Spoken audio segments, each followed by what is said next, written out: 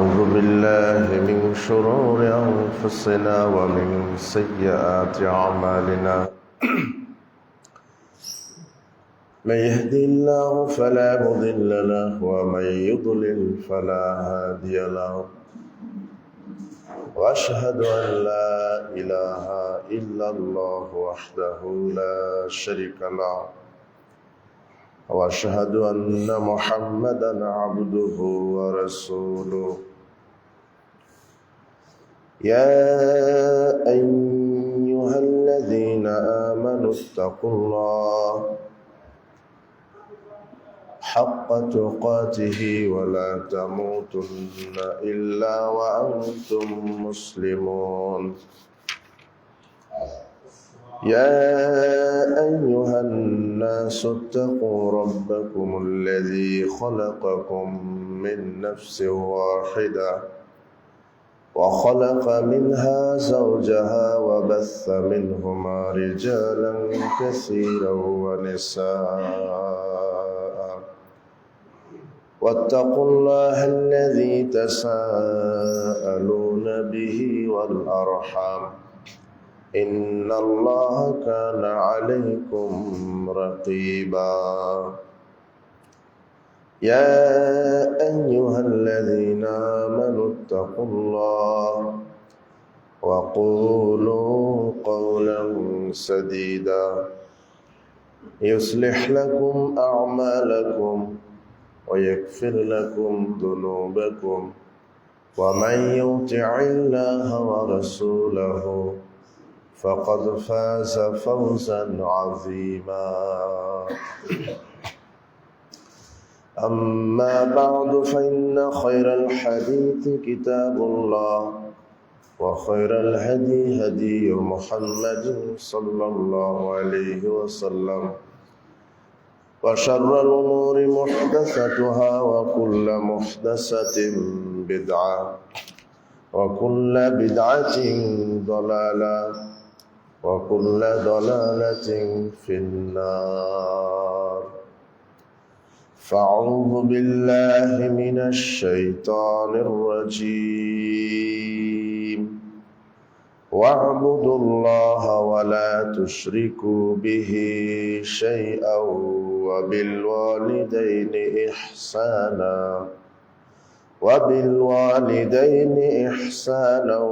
وبذي القربى واليتامى والمساكين والجار ذي القربى والجار الجنب والصاحب بالجنب وابن السبيل وما ملكت أيمانكم إن الله لا يحب من كان مختالا فخورا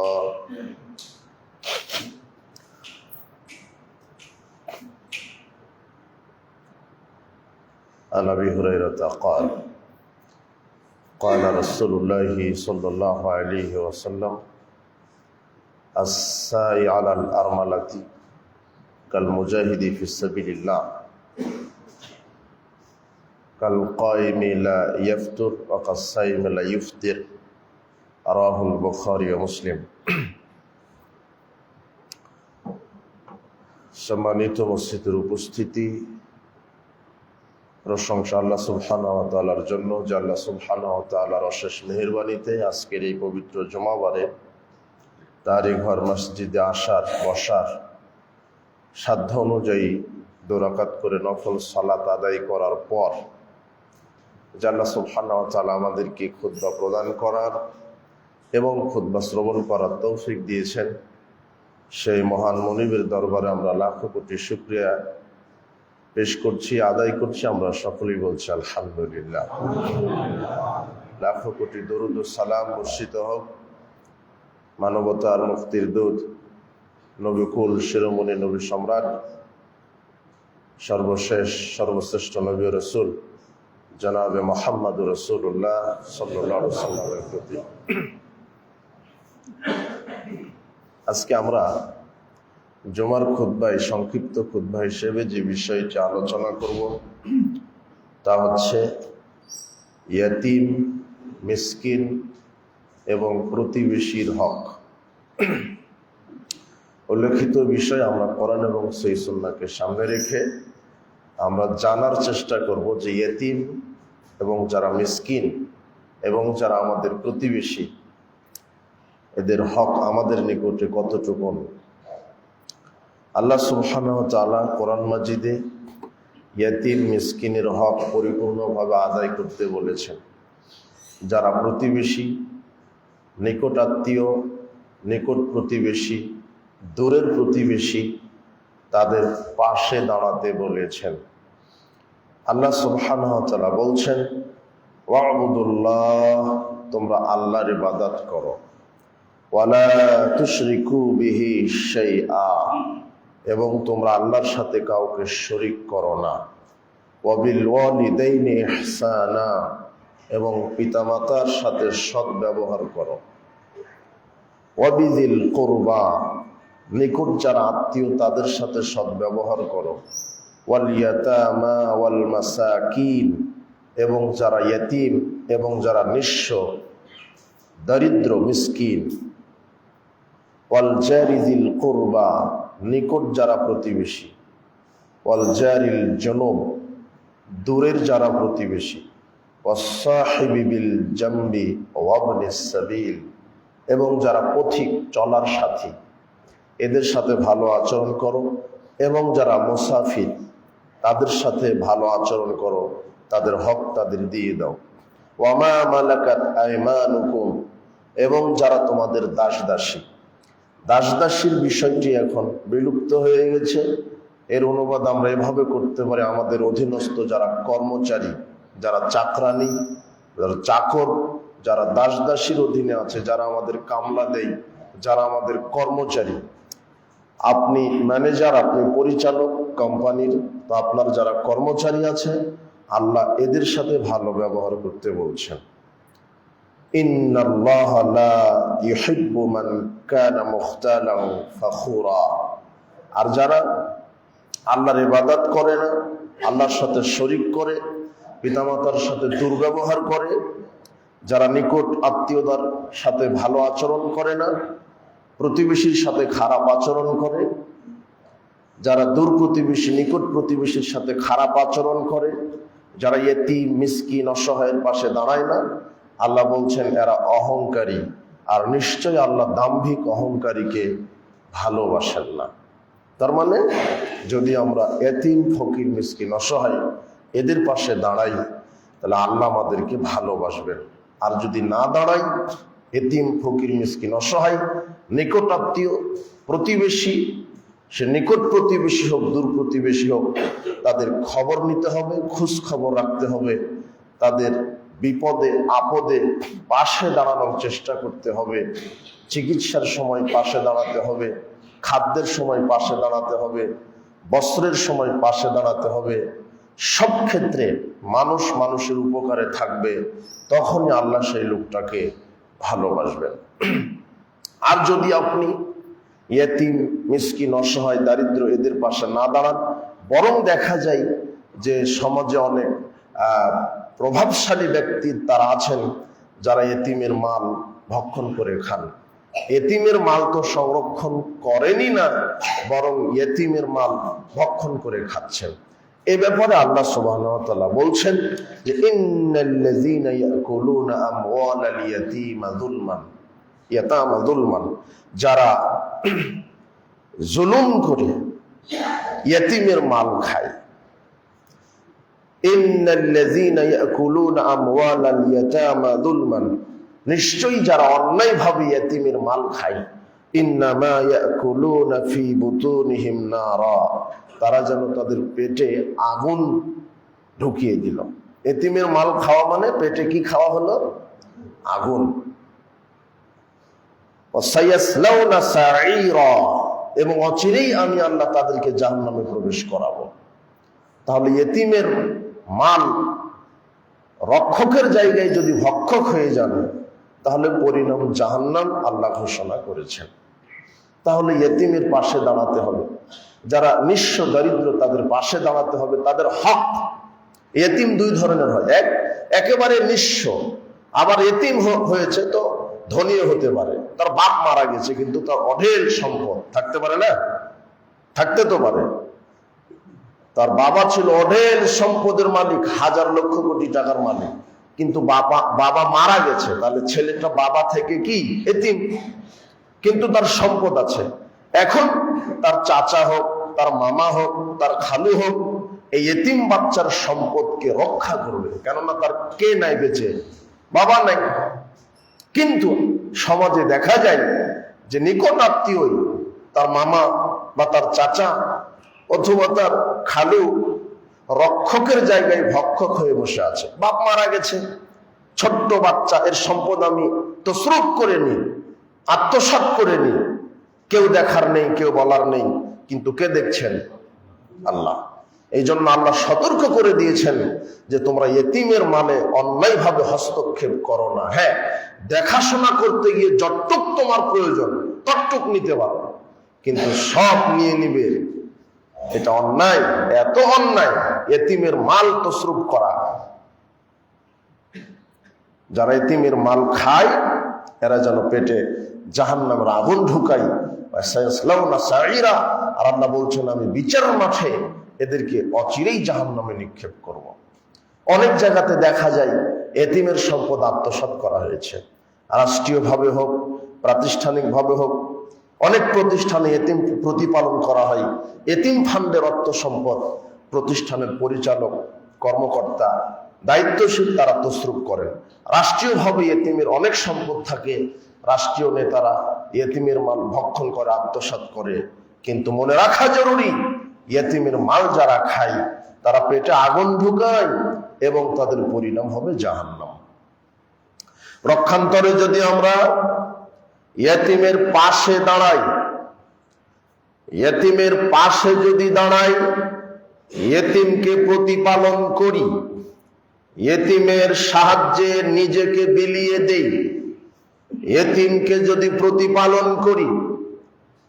সাল বিন সাদ রাদিয়াল্লাহু আনহু বলছেন, রাসূল সাল্লাল্লাহু আলাইহি ওয়াসাল্লাম বলেছেন, আনা ওয়া কাফিলুল ইয়াতিম ফিল জান্নাহ, আমি এবং ইয়েতিম প্রতিপালনকারী হাকাযা এইভাবে জান্নাতে থাকব। ওয়াসারা বিসাবাবাতি ওয়াল উসতা, তর্জনী এবং মধ্যমা দুই আঙ্গুল এইভাবে জাতিকে দেখালেন, শোনো আমি আর যে ব্যক্তি ইয়েতিম প্রতিপালন করে আমরা দুইজন এইভাবে জান্নাতে থাকবো। ফাররাজা বাইনাহুমা শাইআ, এভাবে তিনি সামান্য ফাঁকা রেখেছেন। তার মানে ইয়েতিম প্রতিপালনকারী আর মুহাম্মদ সাল্লাল্লাহু আলাইহি ওয়াসাল্লাম পাশাপাশি একসাথে একই জান্নাতে থাকবেন। কিন্তু ইয়েতিমের সাথে গাদ্দারি করলে পরিণাম কি? জাহান্নাম। ইয়েতিম, ওর কোনো ক্ষমতা নাই, ও একেবারে অসহায়, না ওর বাপ আছে না ওর শক্তি আছে, কিন্তু আপনাকে তাকে দেখতে হবে, এটা তার হক, সে অধিকার রাখে। আমি এতিম, আমাকে আমার চাচা দেখবে, নাহলে মামা দেখবে, নাহলে খালু দেখবে, কেউ যদি না দেখে সমাজের যে সর্দার সে তাকে প্রতিপালন করবে, সেও যদি না দেখে রাষ্ট্রীয় মন্ত্রী, রাষ্ট্রীয় নেতা তার দায়ভার নেবে। এটা এতিমের হক, তার অধিকার, আমাকে তদারকি করবে, আমাকে প্রতিপালন করবে, এটা এতিম হক রাখে। এটা কি রাখে? আপনি একটা কোম্পানিতে চাকরি করছেন, 30 দিন পরে 30,000 টাকা বেতন পাবেন, এটা আপনার হক না? এটা তো হক। আপনি 30টা দিন হাড় ভাঙা খাটুনি করেছেন কোম্পানিতে, তো আপনি 30 দিন পরে যেই স্যালারি হোক, 30 হোক, 50 হোক, 1 লক্ষ হোক, ওটা আপনার কি হক না বেহক? হক না গায়রে হক? হক। তো আপনি যে কর্মের বিনিময়ে আপনার ওটা হক, ঠিক, ওটা আপনার অধিকার, আমি বেতন পাবো। ঠিক এতিমের হক, অধিকার, যে তার বাপ যদি মারা যায় তাহলে তার মামা প্রতিপালন করবে তাকে, নাহলে তার খালু, নাহলে তার চাচা, অথবা তার বড় ভাই। এটা হক, অধিকার রাখে এতিম। কিন্তু এই প্রতিপালন করতে গিয়ে যদি এতিমের মাল থেকে সে অন্যায়ভাবে আত্মসাৎ করে, পরিণাম কি হবে? জাহান্নাম। অনুরূপ এতিমের পাশে যদি আপনি ন্যায়ের ভিত্তিতে তাকে প্রতিপালন করেন, তাহলে রাসূল সাল্লাল্লাহু আলাইহি ওয়াসাল্লাম বলছেন আমি আর এতিম প্রতিপালনকারী একসাথে একই জান্নাতে থাকব। তাহলে এতিমের পাশে দাঁড়ান, এতিমকে প্রতিপালন করেন।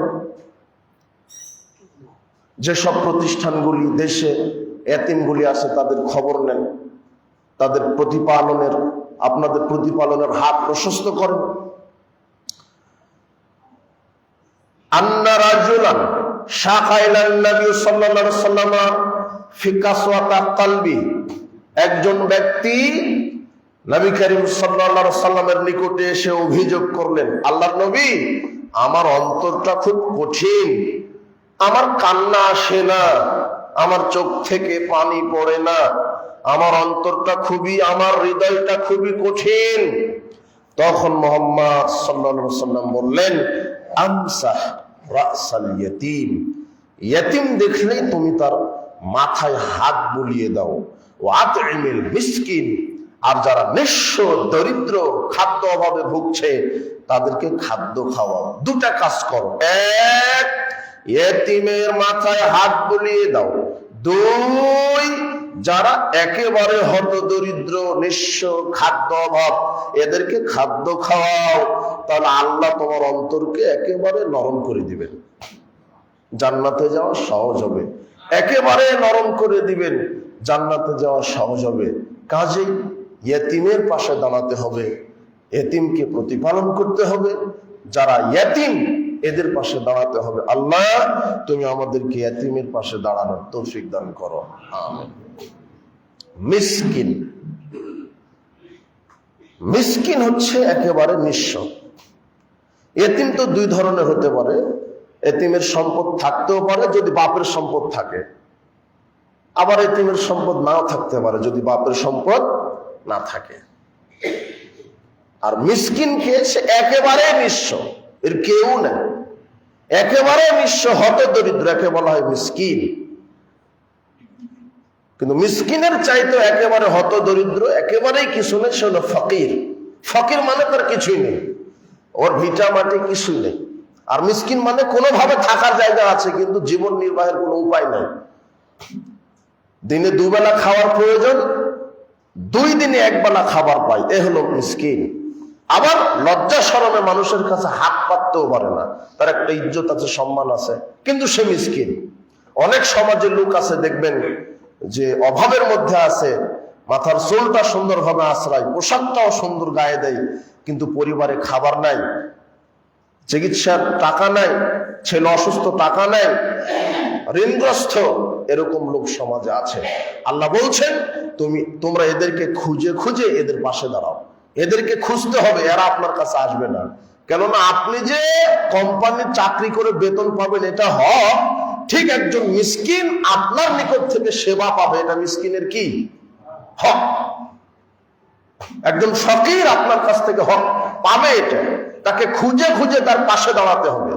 যারা সমাজে প্রতিপত্তিশালী সম্পদশালী এদেরকে খুঁজতে হবে যে কার বাড়িতে খাবার নেই, কে চিকিৎসার অভাবে মারা যাচ্ছে। যদি এইরকম সুন্দর এই আমাদের জীবন ব্যবস্থা হতো কতই না সুন্দর হতো। ওমর রাদিয়াল্লাহু আনহু রাতের আধারে আধারে তিনি তার রাজ্য ঘুরে দেখছেন কোথায় কার কোন দুর্দশা। এক তাঁবুর ভিতরে গেলেন, তাঁবু থেকে কান্নার আওয়াজ আসছে। দেখে একজন বৃদ্ধা মহিলা কি জানি বাটিতে চুলার উপরে নাড়াচাড়া করছে। ওমর রাদিয়াল্লাহু আনহু বলছেন, বুড়িমা তুমি এটা কি রান্না করো? বলছে যে আমি পাতিলের ভিতরে কয়েক টুকরা পাথর দিয়ে পানি দিয়ে নাড়াচাড়া করছি, আর বলছে আমার ছেলে মেয়েকে যে গোশত রান্না হচ্ছে, একটু পরেই তোমরা খাবে।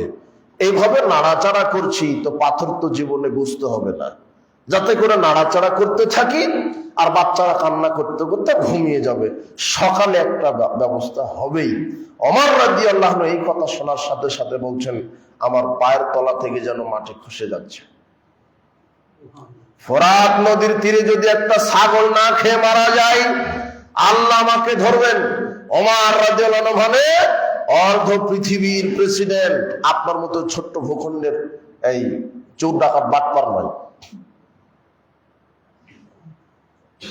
উমর মানে সারা পৃথিবীর মধ্যে অর্ধ পৃথিবীর খলিফা। এমন উমর সারা পৃথিবীর অর্ধ পৃথিবীর খলিফা, সে রাতের আধারে বাড়িতে বাড়িতে ঘুরে দেখেন যে তার অধীনস্থ তার দেশের পৃথিবীর নাগরিকদের কে কোন দুর্দশা, কার খাদ্যের অভাব, কার চিকিৎসার অভাব, কার খাদ্যের প্রয়োজন, কার চিকিৎসার প্রয়োজন, কার বস্ত্রের প্রয়োজন, কার বাসস্থানের প্রয়োজন। এর নাম হলো নেতা। তো বুড়িমা যখন এই কথা বললেন, তখন ওমর রাদিয়াল্লাহু আনহু তিনি নিজে চলে গেলেন খাদ্য গোদামে, গিয়ে বলছেন, আমার কাঁধে আটার বস্তা উঠিয়ে দাও, তরি তরকারি উঠিয়ে দাও। আমি যে দৃশ্য দেখে এসেছি, আল্লাহ যদি বিচার মাঠে পাকড়াও করেন, বাঁচা বড় কঠিন। অর্ধ পৃথিবীর খলিফা নিজে কাঁধে আটার বস্তা বহন করে ইয়েতিম ফকির মিসকিনের পাশে দাঁড়ায়। আর আপনিও তো সেই নেতা, ওই উমরও নেতা, আপনিও নেতা।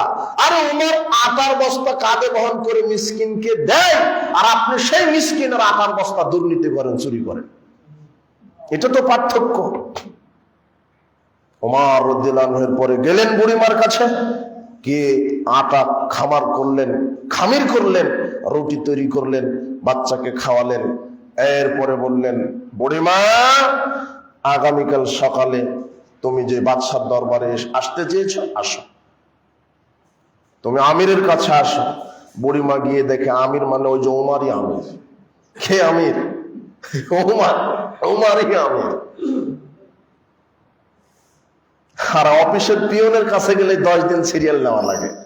আর দেখুন, অর্ধ পৃথিবীর খলিফা মানুষের বাড়িতে যাচ্ছে। আশ্চর্য। আপনার নেতৃত্ব কোথায়? ওমরের নেতৃত্ব কোথায়? এতিম ফকির অসহায় মিসকিনের পাশে দাঁড়াতে হবে। মিসকিনের পাশে দাঁড়ালে কি হবে? অনেক নেকি। আবু হুরায়রা রাদিয়াল্লাহু আনহু বলেন, রাসূল সাল্লাল্লাহু আলাইহি ওয়াসাল্লাম বলেছেন, আস-সাই আলাল আরমালাত ওয়াল মিসকিন কাল মুজাহিদি ফিস সাবিলিল্লাহ। কেউ যদি বিধবার পাশে দাঁড়ায়, 1, 2, কেউ যদি মিসকিনের পাশে দাঁড়ায়, কিভাবে দাঁড়াবেন? কাপড় নাই, কাপড় কিনে দিলেন, পাশে দাঁড়ানো হলো না। শীতের পোশাক নাই, একটা শীতের কাপড় কিনে দিলেন বিধবাকে, মিসকিনকে। ক্ষুধার জ্বালা, খাদ্যের ব্যবস্থা করে দিলেন, 1 বস্তা চাউল কিনে দিলেন বিধবার বাড়িতে। মিসকিনকে চিকিৎসার জন্য টাকা দিলেন, একটা ছোট্ট একটা ছাউনি উঠায় দিলেন থাকার জন্য, বাসস্থান করে দিলেন। এইভাবে মিসকিন এবং বিধবার পাশে কি করা যায়? দাঁড়ানো যায়। এভাবে মিসকিন, অসহায়, দরিদ্র, বিধবা এদের পাশে দাঁড়ানো যায়। দাঁড়ালে কি হবে? 3টা আমলের নেকি আল্লাহ বোনাস দিয়ে দিবেন। আল্লাহর নবী বলছেন, কেউ যদি বিধবা, ফকির, ইয়াতীম, একেবারে অসহায় মিসকিন, কেউ যদি বিধবা, কেউ যদি মিসকিনের পাশে দাঁড়ায়, অর্থ দিয়ে, শ্রম দিয়ে, মেধা দিয়ে, খাদ্য দিয়ে, চিকিৎসা দিয়ে, বাসস্থান দিয়ে, মানুষের মৌলিক প্রয়োজন যদি মিটিয়ে দেয়, 3টা আমলের নেকি আল্লাহ বোনাস দিবেন। 1, আল্লাহ রাস্তায় জিহাদ করলে যত নেকি হবে, মিসকিন বিধবার পাশে দাঁড়ালে তত নেকি হবে। 2, কাল কায়েমি লা ইয়াফতুর, 365টা দিন তাহাজ্জুদের সালাত আদায় করলে যত নেকি হবে, আপনার এতিম মিসকিন বিধবার পাশে দাঁড়ালে তত নেকি হবে। 3, 365 দিন একটানা নফল সিয়াম আদায় করলে যত নেকি হবে, একজন মিসকিনকে শীতের কাপড় দিলে তত নেকি হবে। তাহলে অসহায়, দারিদ্র, ফকির, মিসকিনের পাশে দাঁড়াতে মুহাম্মদ সাল্লাল্লাহু আলাইহি ওয়াসাল্লাম উৎসাহ করেছেন। শুধু উৎসাহ নয়, আল্লাহ আমাদের নবীকে দোয়া শিখায় দিচ্ছেন। দেখেন, আল্লাহ বলছেন, ইয়া মুহাম্মদ ইজা সাল্লাইতা, যখন তুমি সালাত আদায় করবে তখন এই দোয়া বলে সালাত শেষ করো। কি? আল্লাহুম্মা ইন্নী আসআলুকা ফি'লাল খায়রাত, প্রতিপালক, আমি তোমার নিকটে ভালো কাজ সম্পাদন করতে চাচ্ছি। আমাকে দ্বারা যেন সমাজ কল্যাণমূলক কাজ হয়। সমাজে মসজিদ, মাদ্রাসা নির্মাণ, ইয়াতীমখানা নির্মাণ, অসহায়, দরিদ্র এদের পাশে দাঁড়ানো, স্কুল, কলেজ, রাস্তাঘাট, শিক্ষাঙ্গন, হসপিটাল তৈরি করা। প্রতিপালক, আমার জন্য যেন সামাজিক কল্যাণমূলক কাজ হয়, এটা তুমি কবুল করো। ওয়াতারকাল মুনকারাত, আর আমার দ্বারা যদি খারাপ কাজ যেন না হয়, আমি যেন সমাজে সুদ ঘুষ চালু না করি, আমি যেন সমাজে দুর্নীতি কায়েম না রাখি, আমি যেন সমাজে অশ্লীলতা কায়েম না রাখি, বরং আমি যেন সমাজে ভালো কাজ করতে পারি। আল্লাহ বলতে শিখিয়ে দিচ্ছেন যে তুমি এইভাবে সালাতে দোয়া করবে। আর কি করবে? ওয়াহুব্বাল মাসাকিন, হে মুহাম্মদ তুমি আমার কাছে বলো আল্লাহ আমি যেন মিসকিনকে ভালোবাসি। এটা কার কাছে চাইতে হবে? আপনি ভালোবাসতে চাইলেও পারবেন না, কারণ আপনার অন্তরে তো কঠোরতা রয়েছে, দুনিয়াদারিতা রয়েছে। এই জন্য আল্লাহর কাছে হেদায়েত চাইতে হয়। যে কোনো কাজ করার পূর্বে কার কাছে চাইতে হবে? আল্লাহ আমাকে মিসকিনের পাশে দাঁড়ানোর তৌফিক দান করো। এই তৌফিক কার কাছে চাইতে হবে? রাসূল সাল্লাল্লাহু আলাইহি ওয়াসাল্লাম বলছেন, একটা জুতার ফিতাটাও যদি ছিঁড়ে যায় আগে আল্লাহর কাছে চাও, তারপরে মুসির কাছে যাও। জুতা যারা সেলাই করে ওদেরকে কি বলে? মুসি বলে না? জুতার কাজ করে। জুতার ফিতা ছিঁড়ে গেছে, আপনি আল্লাহকে বলবেন কেন? মুসির কাছে গেলেই তো হবে। কিন্তু আপনি চাচ্ছেন মুসির কাছে যাব, ওই যাওয়ার শক্তি যদি কে না দেয়। বুঝুননি মনে হয় কথা? তাহলে আগে আল্লাহর নবী বলছেন জুতার ফিতাটাও যদি ছিঁড়ে যায় আগে কার কাছে চাইতে হবে? যে আল্লাহ জুতার ফিতা তুমি ব্যবস্থা করে দাও, এরপরে মুসির কাছে যেতে হবে। যা কিছু করতে চাচ্ছেন আগে আল্লাহকে বলতে হবে, ওপরে বলতে হবে। মুহাম্মদ সাল্লাল্লাহু আলাইহি ওয়াসাল্লামকে আল্লাহ নিজে দোয়া শেখাচ্ছেন, তুমি এইভাবে সালাতে বলো। তার মানে সালাম ফেরানোর পূর্বে যে সেই বৈঠকে বসেন ওখানে আপনি দোয়া করবেন, আল্লাহুম্মা ইন্নী ফি'লাল খায়রাত ওয়া তারকাল মুনকারাত ওয়া হুব্বাল মাসাকিন। এভাবে দোয়া করবেন, আল্লাহ আমি মিসকিনকে ভালোবাসতে চাই, আল্লাহ আমি মিসকিনকে ভালোবাসতে চাই, মিসকিনের পাশে দাঁড়াতে চাই। আনাস রাদিয়াল্লাহু আনহু বলেন, নবী করিম সাল্লাল্লাহু আলাইহি ওয়াসাল্লাম এইভাবে দোয়া করতেন, আল্লাহুম্মা আহইনি মিসকিনান ওয়া আমিতনি মিসকিনান। আল্লাহ আমাকে মিসকিন হয়ে জীবন যাপন করার তৌফিক দান করো, আমাকে মিসকিন হয়ে মৃত্যুবরণ করার তৌফিক দান করো। আল্লাহ আমাকে মিসকিন হয়ে জীবন যাপন করার তৌফিক দান করো, আমাকে মিসকিন হয়ে মৃত্যুবরণ করার তৌফিক দান করো। ওয়াহশুরনি ফি যুমরাতিল মাসাকিন, আর আমাকে মিসকিনের দলে হাসর করো। আয়েশা রাদিয়াল্লাহু তাআলা অবাক, আল্লাহর নবী কি বললেন? মানুষ সমাজে ধনী হতে চায়, আলিশান বাড়ি গাড়িতে থাকতে চায়, মানুষ সমাজে ধনী হতে চায়, আলিশান বাড়িতে থাকতে চায়, আপনি মিসকিন হয়ে থাকবেন মানে, আপনি মিসকিন হয়ে মরবেন মানে, আপনি মিসকিনের সাথে হাসর করবেন মানে? তখন মুহাম্মদ সাল্লাল্লাহু আলাইহি ওয়াসাল্লাম বলছেন যে আয়েশা শোনো, ইন্নাহুম ইয়াদখুলুনাল জান্নাহ ক্বাবলাল আগনিয়াইহিম বি40 খরিফা। শোনো আয়েশা, মিসকিনেরা বিচারের মাঠে ধনীদের 40 বছর আগেই জান্নাতে চলে যাবে। মিসকিনদের জন্য আল্লাহ আগে প্রায়োরিটি দিবেন, ধনীদেরকে আটকিয়ে রাখবেন। ওরা আমল ঈমান ভালো হলেও ধনীদেরকে আটকিয়ে রাখবেন, ওদের জান্নাতে যেতে দেরি হবে। ধনীদের 40 বছর পূর্বেই। আর যারা ফকির, একেবারে যারা ফকির, তারা ধনীদের 500 বছর পূর্বে জান্নাতে চলে যাবে। আগে ফকিরেরা জান্নাতে, আপনি যেতে পারবেন, আপনাকে আটকিয়ে রাখবেন। আপনার হিসাব যে বেশি দিতে হবে। আমি যদি আমার ছেলেকে বলি বেটা 10 টাকার বাজার করে নিয়ে আসো, কয় টাকার বাজার? 10 টাকা। 2 ছেলেকে বললাম, এক ছেলেকে বললাম 10 টাকার বাজার, আর আরেক ছেলেকে বললাম 1000 টাকার বাজার। এখন 2 ছেলে থেকে আমি হিসাব নিচ্ছি, এই তুমি কি বাজার করেছো হিসাব দাও, তুমি 1000 টাকার কি বাজার করেছো হিসাব দাও। বলেন তো কার বেশি সময় লাগবে? বুঝেননি মনে হয় কথা? তো আপনার 1000 কোটি টাকা কিভাবে ইনকাম করেছেন, কোথায় থেকে এসেছে, কিভাবে ব্যয় করেছেন, সব বুঝাতে হবে। আর 10 টাকাও বলবে যে 2টা চকলেট কিনেছি, হয়ে গেছে, 10 টাকা শেষ। ওর হিসাব কি সহজ। ওর 1000 টাকাও বলবে আপু বরফ কিনেছি, চকলেট কিনেছি, লবণ কিনেছি, তেল কিনেছি, ওর হিসাব কি বেশি। আব্দুল্লাহ ইবনে মাসউদ রাদিয়াল্লাহু আনহু বলছেন, রাসূল সাল্লাল্লাহু আলাইহি ওয়াসাল্লাম বলেছেন, লা ইয়াযালু কাদাম ইবনে আদম ইয়াওমাল কিয়ামা হাত্তা ইসালান খামসিন। আদম সন্তানকে 5টা জিজ্ঞাসা না করা পর্যন্ত এক কদম বিচার মাঠে নাড়াতে দিবেন না। আদম সন্তানকে আল্লাহ 5টা হিসাব নেবেন। তার এক, আন উমরিহি ফিমা আফনাহু, মানুষকে তার সারা জীবন বোঝাতে হবে কিভাবে ব্যয় করেছেন। ওয়ান শাবাবিহি ফিমা আবলাহু, মানুষকে তার যৌবন জীবন বোঝাতে হবে কিভাবে সে ব্যয় করেছে, ক্ষয় করেছে। ওয়ান মালিহি, তৃতীয়তে আল্লাহকে বোঝাতে হবে আপনার সম্পদ মিন আইনা তাসাবাহু, কিভাবে ইনকাম করেছেন, আপনার সম্পদ ইনকামের সোর্স কি, হালাল নাকি হারাম, বৈধ নাকি অবৈধ। 4, অফিমা আনফাকাহু, শুধু ইনকাম বোঝালে হবে না, ব্যয় বোঝাতে হবে। কার সামনে? কার সামনে ব্যয় বোঝাতে হবে? আপনার আয় ব্যয় হিসাব বুঝিয়ে দিতে হবে কার সামনে? আল্লাহর সামনে। আপনি কোম্পানিতে চাকরি করেন, বেতন তো পাচ্ছেন 50,000, কিন্তু আরো যে 1.5 লক্ষ টাকা কিভাবে আসে আপনার, ওই হিসাবটা কাকে দিতে হবে? আল্লাহকে দিতে হবে। বেতন পান 50, আরো 1.5 লক্ষ ঘুষ খান, তো আল্লাহ মনে করছেন ধরবেন না? জি না, আল্লাহর কাছে হিসাব দিতে হবে। আর আপনি মসজিদের কোটাতে দিচ্ছেন 5 টাকা, আর আপনি ওই গান বাজনা বিড়ি সিগারেট জর্দাগুলোর ডিব্বাতে দিচ্ছেন 500 টাকা, তো আল্লাহ ধরবেন না? বুঝেননি মনে হয় কথা।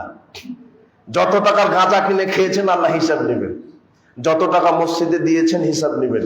আপনার সামনে দিয়ে যে মসজিদের বাটিটা যায়, ওটা কি যায়? দান করেন না মসজিদে, তো ওটাতে টক করে 1টা টাকা ফেলে দিলেন, ওটাও জানে কে? আপনি যে 500 টাকা দিয়ে সিগারেটের প্যাকেট কিনলে ওটাও জানে কে? আল্লাহ। আয়ও ধরবেন, ব্যয়ও ধরবেন। কথা বুঝেছেন কি? সাবধান। যারা ব্যবসা করছেন, ব্যবসাতে দুর্নীতি করবেন না, ওজনে খাদ্যে ভেজাল দিবেন না, মাপে ওজনে কম দিবেন না, মুনাফাখুরি করবেন না, মজুদদারিতা করবেন না, ব্যাংক থেকে লোন নিয়ে ব্যবসা করবেন না, ব্যবসাতে বরকত হবে না। একদিন দেখবেন আপনিই নাই, ব্যবসা তো বহুদূরের কথা, আপনিই নাই, পরিবার আউট হয়ে যাবে আপনার। আল্লাহ বলছেন আমি সুদকে ধ্বংস করে দিয়েছি। যত 1000 কোটি টাকার মালিক হন, দেখবেন আপনি নাই একদিন। না, এটা এই কথা আল্লাহ বলছেন। সুদী ব্যবসা হারাম। এই জন্য সাবধান। আয় আল্লাহর কাছে বুঝাতে হবে, ব্যয় আল্লাহর কাছে বুঝাতে হবে। এই জন্য রাসূল সাল্লাল্লাহু আলাইহি ওয়াসাল্লাম মিসকিন হয়ে জীবন যাপন করতে চেয়েছেন। তার মানে কি টাকা পয়সা লাগবে না? টাকা পয়সা আপনার থাক, কিন্তু মিসকিনের মতো সমাজে বেঁচে থাকেন। আল্লাহ নবী বলছেন, ওয়াদ্দা নাফসাকা বিহালিল কুবর, তুমি নিজেকে সব সময় কবরবাসী মনে করো। ওয়াবিরুস সাবিলিন, আর নিজেকে সমাজে পথিক মুসাফিরের মতো চলাফেরা করো। দাম্ভিকতা দেখাও না, আমি বড় শক্তিশালী, আমি বড় অর্থশালী। জি না, কারণের যে সম্পদ ছিল ওটা পৃথিবীর এখন পর্যন্ত পৃথিবীর কারণে কিয়ামত পর্যন্ত হবে না। কারণের এত সম্পদ ছিল, কারণের ইন্ডাস্ট্রির চাবি বহন করতে এক জামাত লোক, মানে আপনারা হন, আরো লাগবে। শুধু কি বহন করতে হবে? বুঝেননি মনে হয় কথা, বুঝতে পারেন কি? 100 জন লোক যদি লাগে শুধু তার ইন্ডাস্ট্রির চাবি বহন করতে, তাহলে তার ইন্ডাস্ট্রি কতটুকু? আপনি মনে করছেন যে আমাদের এই বর্তমান পৃথিবী প্রযুক্তির যুগ। জি না, ভুল হয়েছে। এই প্রযুক্তি সর্বোচ্চ 100 বছর টিকে। এই যে মসজিদ দেখবেন 100 বছর পর দেখবেন ভাঙা শুরু হয়ে গেছে, তো কি প্রযুক্তি? আর আজ থেকে 2000 5000 বছর পূর্বে, 10,000 বছর পূর্বে এমন এমন স্থাপনা আছে যে এখনো ওইভাবে আছে।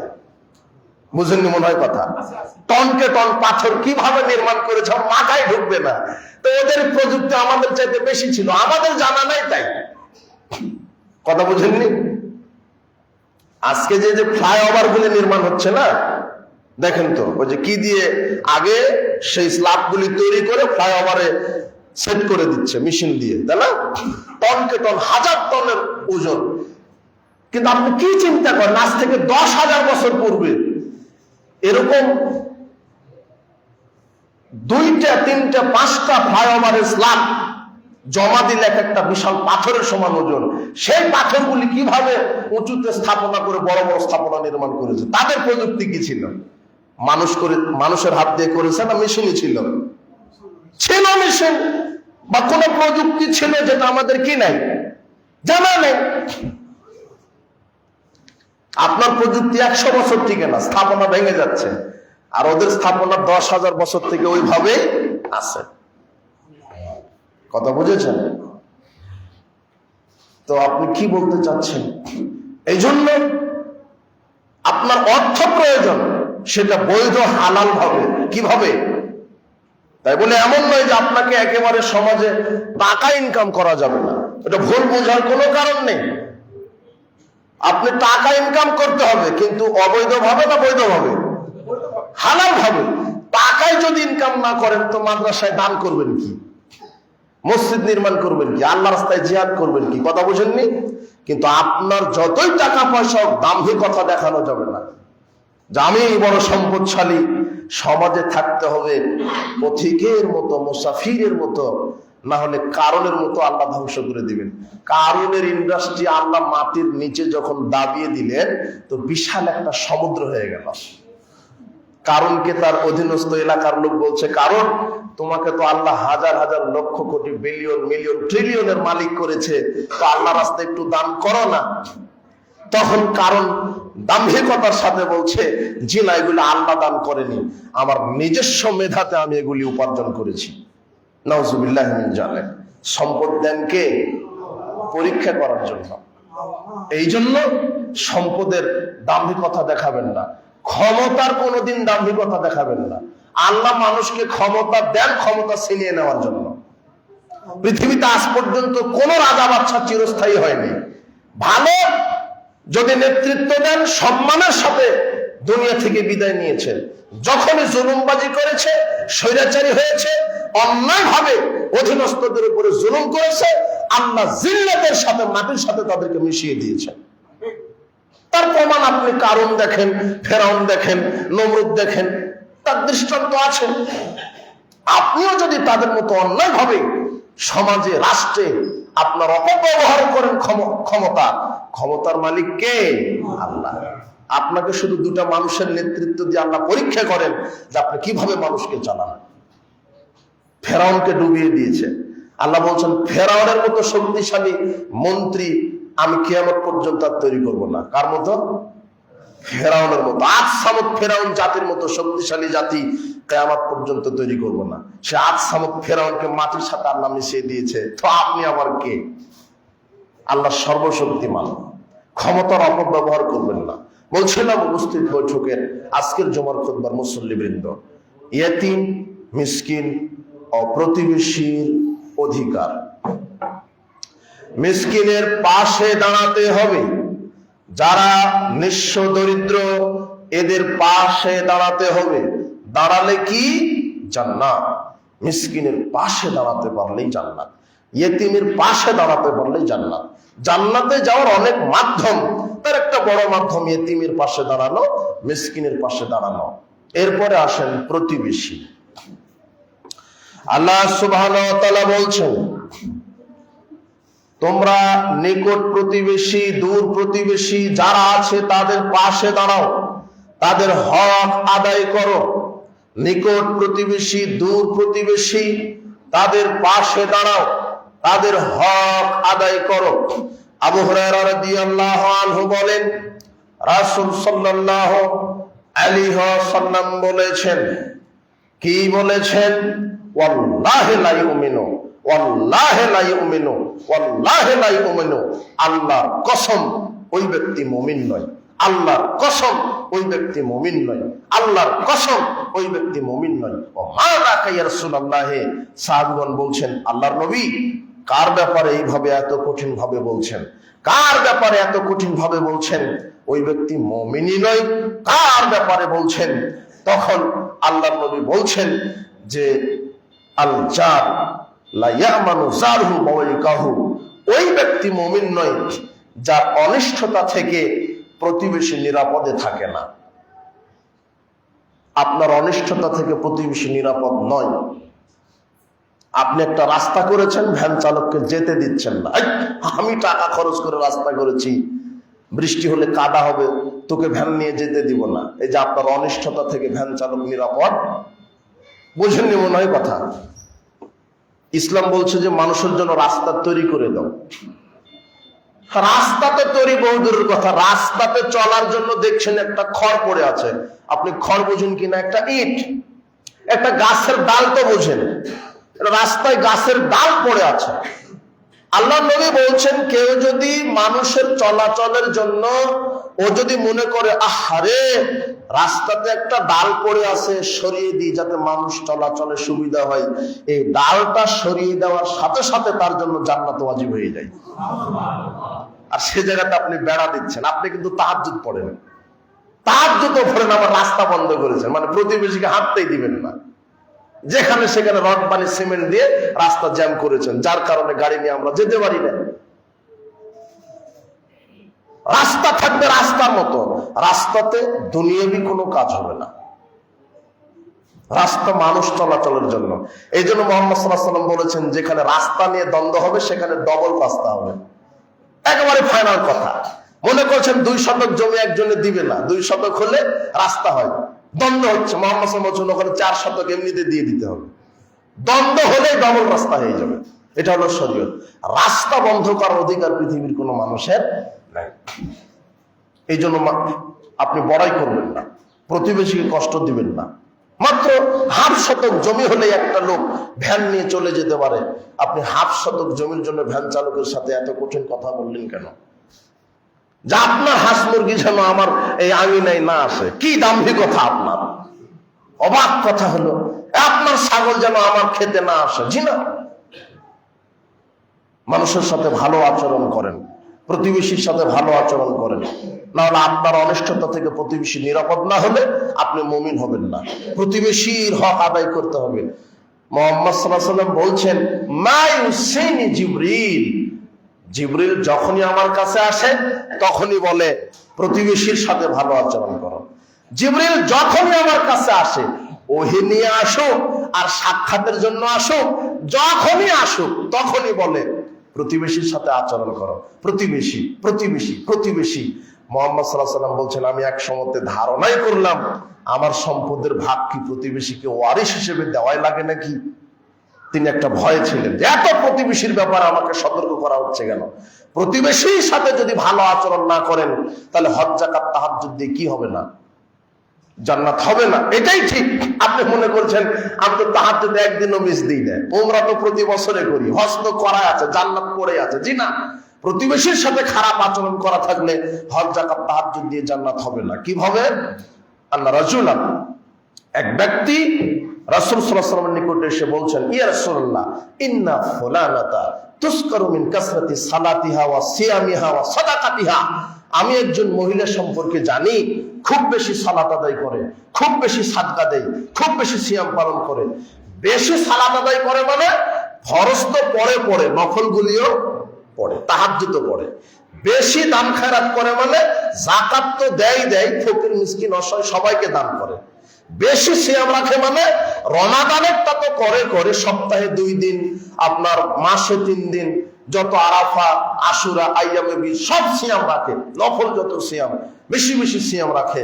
তবে লোকটা অভিযোগ করেছে, ইয়া রাসূলুল্লাহ, আন্নাহা গায়রা তুজি জিরানাহা বিলিসানিক। তবে মহিলাটি প্রতিবেশীকে কষ্ট দেয়, প্রতিবেশী সেই মহিলার অনিষ্টতা থেকে নিরাপদ নয়। যদিও খুব বেশি পরহেজগারিতা দেখায়, সালাত সিয়াম অনেক বেশি করে, কিন্তু প্রতিবেশীর সাথে খারাপ আচরণ করে। তখন মুহাম্মদ সাল্লাল্লাহু আলাইহি ওয়াসাল্লাম বলছেন, হিয়া ফিন নার, ওই মহিলা জাহান্নামে চলে যাবে। কোথায় চলে যাবে? জাহান্নাম। এটা আপনি মনে করেন না যে হজ যাকাত তাহাজ্জুদ দিয়ে জান্নাত হয়ে যাচ্ছে। জি না, প্রতিবেশী। জিবরিল সব সময়তে বলছেন প্রতিবেশী, সব সময়তে। ইয়া রাসূলুল্লাহ, প্রতিবেশীর খবর নেন। প্রতিবেশী, ওই যে প্রতিবেশী, প্রতিবেশীর খবর নেন, প্রতিবেশীর খবর নেন। এত বললেন জিবরিল আমিন, মুহাম্মদ সাল্লাল্লাহু আলাইহি ওয়াসাল্লাম বলছেন হয়তো বা আমাকে আমার সম্পদের ওয়ারিশ বানিয়ে দিতে পারে, ওয়ারিশ, আমার সম্পদ দিয়ে দিন, এত ভয় ছিলেন। তার মানে প্রতিবেশীর কত খবর নিতে হবে। বাজার থেকে এসেছেন, হাট থেকে এসেছেন, যারা প্রতিবেশী আছেন, যারা বিধবা অনাথ অনাথিনী আছে, এদের খবর নেন। যে চাচি, চাচা, খালু বা ভাই যেই হোক, তাদের খবর নেন, তাদের বাড়িতে যান। তারা কুড়ে ঘরে থাকে, একটা খবর নেন তারা কি খাচ্ছে। আপনি তো ফ্রিজে রেখে মাছ গোশ খান, আপনি কি খবর রেখেছেন ওই যে এতিম, ওই যে মিসকিন বিধবা কি খায়? লাইসাল মুমিনু বিল্লাযী ইয়াশবাউ ওয়া যারাহু। জাইউন ইলা যামবিহি, আল্লাহর নবী বলছেন ওই ব্যক্তি মুমিন নয় যে ব্যক্তি পেট পুরে খায় অথচ প্রতিবেশী অভুক্ত থাকে। ওই ব্যক্তি মুমিন নয় যে ব্যক্তি পেট পুরে খায় অথচ প্রতিবেশী অভুক্ত থাকে। একজন প্রতিবেশী যদি অভুক্ত থাকে আর আপনি যদি পেট পুরে খান, তাহলে 5 ওয়াক্ত সালাত আদায় করার পরও আপনি কি না? বক্তব্য মনে হয় বোঝা যাচ্ছে না, তাই না? সাবধান। প্রতিবেশী অভুক্ত থাকবে কেন আর আপনি পেট পুরে খাবেন কেন? ওই অভুক্ত ব্যক্তির হক আপনি তার বাড়িতে গিয়ে খাবার তাকে দিয়ে আসবেন, সে আপনার বাড়িতে আসবে না। কথা বুঝেননি মনে হয়? মিসকিন লোকটা আপনার বাড়িতে আসবে না যে আমি না খেয়ে আছি আমাকে 1 প্লেট ভাত দাও, এটা মিসকিন আসবে না। আপনাকে 1 প্লেট ভাত নিয়ে মিসকিনের বাড়িতে কি করতে হবে? যেতে হবে। বোঝেননি মনে হয় কথা? অর্ধ পৃথিবীর খলিফা ওমর আপনার মতো থাক্কাস নেতা নয়, যৌজু গুসলি জানেন না আপনি। আশ্চর্য কথা, অর্ধ পৃথিবীর খলিফা ওমর এই লোকটা আটার বস্তা কাঁধে নিয়ে মিসকিনের বাড়িতে গিয়ে উটি বানিয়ে খানা খাওয়ায়। আর আপনি কি হয়েছেন? আপনি কি হতে চাচ্ছেন সমাজে? ওই ব্যক্তি মুমিন নয় যে ব্যক্তি পেট পুরে খায় প্রতিবেশী অভুক্ত থাকে। ওই ব্যক্তি মুমিন নয় যে দুর্নীতিবাজ, যে জালেম, যে স্বৈরাচার, যে স্বেচ্ছাচার, সে মুমিন নয়। এই কথা মুহাম্মদ সাল্লাল্লাহু আলাইহি ওয়াসাল্লাম বলছেন। প্রতিবেশীর খবর নেবেন। বাজার থেকে আসেন, হাট থেকে আসেন, বড় মাছ কিনেছেন, মাঝে মাঝে 1 টুকরা মাছ বিধবার বাড়িতে পাঠান, মিসকিনের বাড়িতে পাঠান। আল্লাহ নবী বলছেন আবু জার ইজা তাবাখতা বারকাতান, যখনই তুমি তরকারি রান্না করবে ফাকসির মাহা, বেশি করে পানি দিও। যখনই তুমি তরকারি রান্না করবে বেশি করে পানি দিও। অতাহা বিচিরানাক, আর প্রতিবেশীর কাছে ঝোল হলেও পাঠিয়ে দিও। কি হলেও পাঠিয়ে দিতে হবে? ঝোল বুঝেন তো আপনারা? তরকারির কি বলে এটাকে? ঝোল। মুহাম্মদ সাল্লাল্লাহু আলাইহি ওয়াসাল্লাম কঠিন ভাবে বলছেন আবু জার যখনই তরকারি রান্না করবে বেশি করে রান্না করবে। 2 জন মানুষ আপনারা এই 100 গ্রাম চাল রান্না করেছেন, ভাত আর 2টা আলু দিয়ে তরকারি রান্না করে 2 জনে খাওয়ার জন্য পরিকল্পনা নিচ্ছেন। জি না, 2 জন যদি বাড়িতে থাকে তাহলে 4 জনের ভাত রান্না করবেন। কয় জনের? সব সময় দেখবেন মনে করবেন যে আমার বাড়িতে মেহমান আসতে পারে, বা একজন ভিক্ষুক আসতে পারে, অথবা একজন বিধবার বাড়িতে খাবার পৌঁছিয়ে দিবেন। 3 জনের ভাত রান্না হয় আর 1 জনের কি খুব বেশি হয়ে যায় নাকি? অথচ মিসকিনের বাড়িতে 1 প্লেট ভাত নিয়ে যেতে পারলেই জান্নাত ওয়াজিব হয়ে যাবে। কিন্তু মিসকিনটা যদি না খেয়ে রাত অতিবাহিত করে আর আপনি যদি পোলাও কর্মা খেয়ে রাতে ঘুমান তাহাজ্জুদ পড়ে, তবে আপনার জান্নাত হবে না। বুঝেননি মনে হয় কথা? বিচার মাঝে আপনি অবাক হয়ে যাবেন। আশ্চর্য কথা হলো কি, আমার তো তাহাজ্জুদ কোনোদিন গ্যাপ পড়েনি, আমার তো হজ ওমরা কোনোদিন গ্যাপ পড়েনি। কিন্তু গ্যাপ পড়েছিল কি, ওই যে আপনি রাতে পেট পুরে খেয়ে ঘুমিয়েছিলেন, পাশের প্রতিবেশীটা আপনার বিধবা না খেয়ে ঘুমিয়েছিল। এটাই আপনার অন্যায়, এটাই আপনার কি অন্যায়। প্রতিবেশীর সাথে সদাচরণ, আল্লাহর নবী বলছেন ওই ব্যক্তি মুমিন নয় যার অতিষ্ঠতা থেকে প্রতিবেশী নিরাপদ নয়। আনাস রাদিয়াল্লাহু আনহু বলছেন রাসূল সাল্লাল্লাহু আলাইহি ওয়াসাল্লাম বলেছেন, কি বললেন? লা ইয়াদখুলুল জান্নাহ, ওই ব্যক্তি জান্নাতে যাবে না। লা ইয়াদখুলুল জান্নাহ, ওই ব্যক্তি জান্নাতে যাবে না। কে জান্নাতে যাবে না? লা ইয়ামানু জারহু বাওয়াইকাহু, যার অনিষ্ঠতা থেকে প্রতিবেশী নিরাপদ নাই, যার শত্রুতা থেকে, যার দুর্ব্যবহার থেকে প্রতিবেশী নিরাপদ নাই। জি না, এই জিহ্বা দিয়ে প্রতিবেশী গালি দেওয়া যাবে না, প্রতিবেশীর গীবাত করা যাবে না, প্রতিবেশীকে সম্মান করতে হবে। ও মুচি মেতর হোক, ও মুচি মেতর হোক, তবুও আপনার প্রতিবেশী, ওই প্রতিবেশীর সাথে সম্মানজনক কথা বলতে হবে, খোঁজ খবর রাখতে হবে, তার পাশে দাঁড়াতে হবে। আল্লাহর নবী বলছেন সে ব্যক্তি জান্নাতে যাবে না যার অনিষ্ঠতা থেকে প্রতিবেশী নিরাপদ নয়। সাবধান, সাবধান। আবু হুরায়রা রাদিয়াল্লাহু আনহু বলেন রাসূল সাল্লাল্লাহু আলাইহি ওয়াসাল্লাম বলেছেন, রাসূল সাল্লাল্লাহু আলাইহি ওয়াসাল্লাম বললেন, মান কানা ইউমিনু বিল্লাহি ওয়াল ইয়াউমিল আখির, যে ব্যক্তি আল্লাহর প্রতি বিশ্বাস রাখে, পরকালের প্রতি বিশ্বাস রাখে, আল্লাহর নবী বলছেন, মান কানা ইউমিনু বিল্লাহি ওয়াল ইয়াউমিল আখির, যে ব্যক্তি আল্লাহর প্রতি বিশ্বাস রাখে, পরকালের প্রতি বিশ্বাস রাখে, ফালা ইউজি জারাহু, সে যেন প্রতিবেশীকে কষ্ট না দেয়।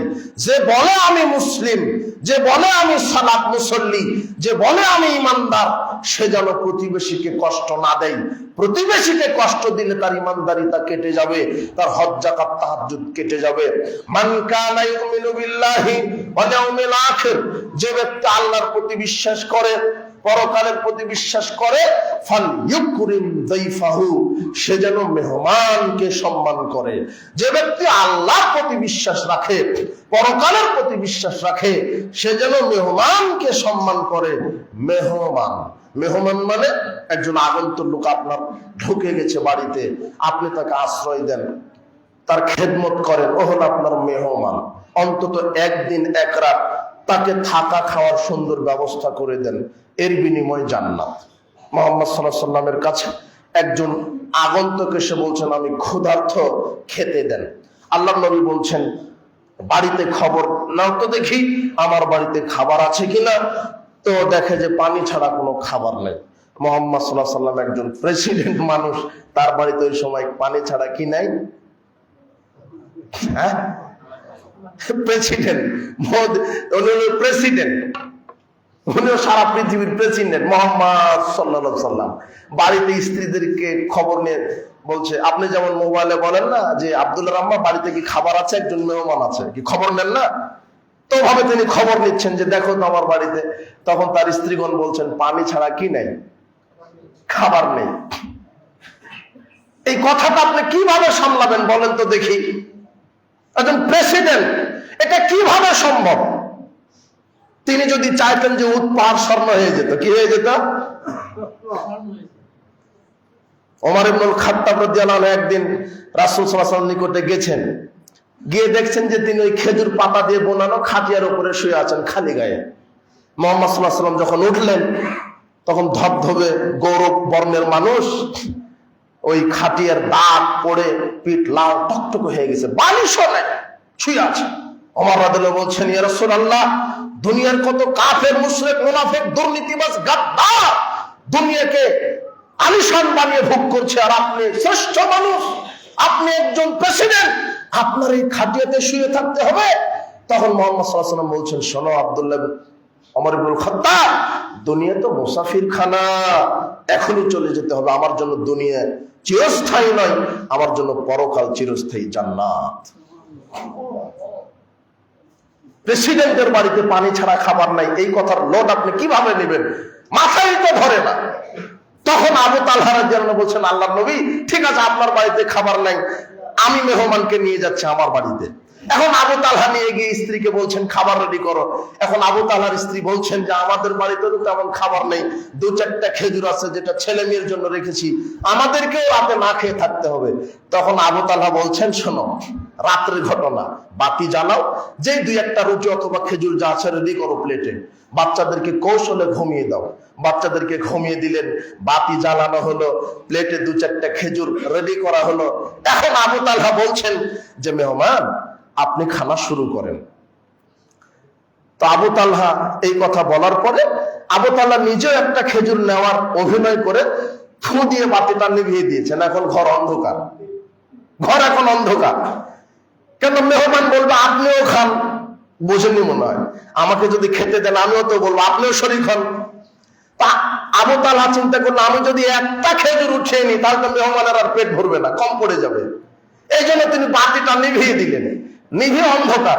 এখন আবু তালহা প্লেটে হাত দেয় কিন্তু খেজুর নেয় না। মেহমান মনে করছে যে আমার সাথে আবু তালহাও খাচ্ছে, কিন্তু আবু তালহা তো অভিনয় করছে, আর মুখ লড়াচ্ছে, প্লেটে হাত দিচ্ছে, মুখ লড়াচ্ছে, কিন্তু খেজুর নাই। মেহমান খেয়ে নিল। ফজরের সালাতের পরে মুহাম্মদ সাল্লাল্লাহু আলাইহি ওয়াসাল্লাম বলছেন, আবু তালহা, তুমি যে রাতে যে অভিনয় করে মেহমানকে পেট পুরে খাইয়ে দিয়েছো, আল্লাহর আরশ খুশি হয়ে গেছে, জান্নাত হয়ে গেছে, জান্নাতের ফয়সালা হয়ে গেছে। মেহমানকে সম্মান করবেন, মিসকিনকে সম্মান করবেন। ও হক মিসকিন, হক মুসি, হক মেথর, আপনারও স্রষ্টা আল্লাহ, ওই মুসির স্রষ্টাও কে? হতে পারে তার মর্যাদা আল্লাহর কাছে আপনার চাইতে বেশি যদি তার ঈমান থাকে, তাকওয়া থাকে। মানুষকে মানুষ মনে করে ক্ষমতা দেখিয়ে, অহংকার দেখিয়ে, দাম্ভিকতা দেখিয়ে ক্ষমতার অপব্যবহার করে সমাজে টিকা যায় না। ফেরাউন টিকেনি। অসহায় মানুষের পাশে দাঁড়াতে হবে, এটাই চূড়ান্ত কথা। প্রতিবেশীর পাশে দাঁড়াতে হবে, এটাই চূড়ান্ত কথা। আব্দুর রহমান বিন আওফ রাদিয়াল্লাহু আনহু বলেন, কুন্না ইনদা রাসূলিল্লাহি সাল্লাল্লাহু আলাইহি ওয়াসাল্লাম, একদা আমরা রাসূল সাল্লাল্লাহু আলাইহি ওয়াসাল্লামের নিকটে ছিলাম। ফাদাবি তাহুরিন, তিনি এক বালতি পানি নিয়ে আমাদেরকে ডাকলেন। ফাগামাসা ইয়াদিহি ফিহি, বালতির মধ্যে তিনি হাত ডুবিয়ে ওযু করছেন। ফাতাওয়াদা, তিনি ওযু করলেন। ফাতাত্তাবানাহু, আমরাও তাকে অনুসরণ করলাম। তখন তিনি বলছেন, মা হামালাকুম আলা মা সানাতুম, কি ব্যাপার সাহাবীগণ, আমি যা করছি তোমরা আমাকে ওইভাবে অনুসরণ করছো কেন? তখন সাহাবীগণ বলছেন, হুব্বুল্লাহি তাআলা রাসূলিহি, আল্লাহর ভালোবাসা, নবীর ভালোবাসা, আল্লাহর ভালোবাসা, নবীর ভালোবাসা। তখন রাসূল সাল্লাল্লাহু আলাইহি ওয়াসাল্লাম বলছেন, ফাইন আহবাবতুম আইয়ুহিব্বুকুমুল্লাহু আযজা ওয়া জাল ওয়া রাসূলুহু, হ্যাঁ, যদি তোমরা চাও যে আল্লাহ তোমাকে ভালোবাসুক, রাসূলও তোমাদেরকে ভালোবাসুক, যদি তোমরা চাও আল্লাহ তোমাদেরকে ভালোবাসুক, রাসূলও তোমাদেরকে ভালোবাসুক, ফাতু ইযা কুনতুম, তাহলে জনগণের সম্পদ দুর্নীতি করো না, জনগণের সম্পদ দুর্নীতি করো না। যারা নেতা নেত্রী আছে এরা যেন জনগণের সম্পদ দুর্নীতি না করে, যথাসময়ে যথা সম্পদ ঠিক ঠিক জায়গায় ব্যয় করা, দান করা যদি কেউ করতে পারে, জনগণের সম্পদ ঠিক ঠিক জায়গায় যদি ব্যয় করে, ওই নেতাকে আল্লাহ ভালোবাসেন, নবী ভালোবাসেন। এক, যদি আল্লাহর ভালোবাসা চাও তাহলে দুর্নীতি করো না। দুই, ওয়াসদুকু ইযা হাদাসতুম, কথা বললে সত্য বলবে। সত্য কথা যে বলে তাকে আল্লাহ ভালোবাসেন, নবীও তাকে ভালোবাসে। ওয়াহসিনু জিওরা মান জাওয়ারিক, শোনো, ওয়াহসিনু জিওরা মান জাওয়ারিকুম, শোনো, প্রতিবেশীর সাথে ভালো আচরণ করো। সে দরিদ্র হোক, হত দরিদ্র হোক, বিধবা হোক, এতিম মিসকিন হোক, মুসিমাতের হোক, প্রতিবেশী ও তোমার কাছে হক রাখে। প্রতিবেশীর খোঁজ খবর রাখো, চিকিৎসার মাধ্যমে, খাদ্যের মাধ্যমে, বাসস্থান নির্মাণের মাধ্যমে তার পাশে দাঁড়াও, তাহলে আল্লাহ তোমাকে ভালোবাসবেন। আর আল্লাহ যখন কাউকে ভালোবাসে তখন আল্লাহ জিবরিলকে বলে, জিবরিল, ওই যে অমুক ব্যক্তিকে আমি ভালোবাসি, তুমিও ভালোবাসো। তখন জিবরিল বলে, বাহ, আল্লাহ ওই লোকটাকে ভালোবাসে, তা আমি ভালোবাসি।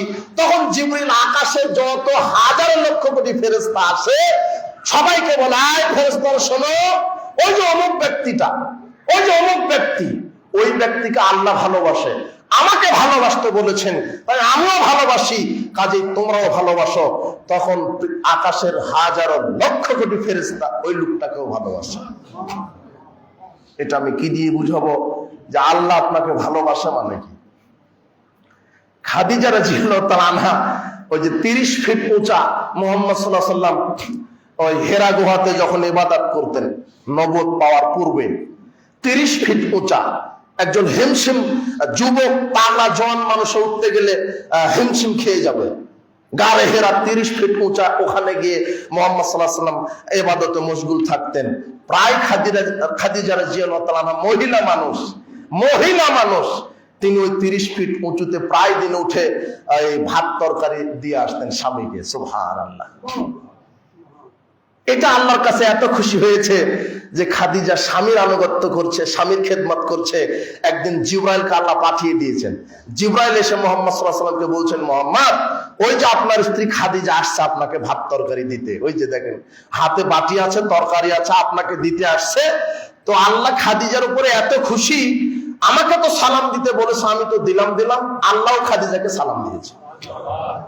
আর খাদিজার জন্য এমন একটা জান্নাত রেডি আছে, সবচেয়ে দামি, জান্নাতের সবচেয়ে দামি ঘর। আর আপনার মুফাসসির বলছে খাদিজা নাকি পর্দাই করেনি। ও তো আর মুফাসসির মানে কি, বাংলাদেশে মুফাসসির নাই তো। মুফাসসির হতে গেলে 16টা জ্ঞান লাগে, আর বাংলাদেশে আছেই 6টা, নাই কয়টা? 10টাই নাই। 10টা না জেনে ও মুফাসসির, ও মুফতি, তাহলে তো বেফাস কথা বলবেই, বেফাস কথা বলবেই। খাদিজা রাদিয়াল্লাহু তাআলা হচ্ছেন আমাদের মা, তার মর্যাদা উচ্চ মর্যাদা, তার জন্য দামি জান্নাত। তিনি পর্দা করেননি মানে বেপর্দায় চলেছেন। আপনি কেন নিজজ্ঞানে এইভাবে ব্যাখ্যা দিবেন? আশ্চর্য কথা। আপনি জাতিকে কি বোঝাতে চাচ্ছেন?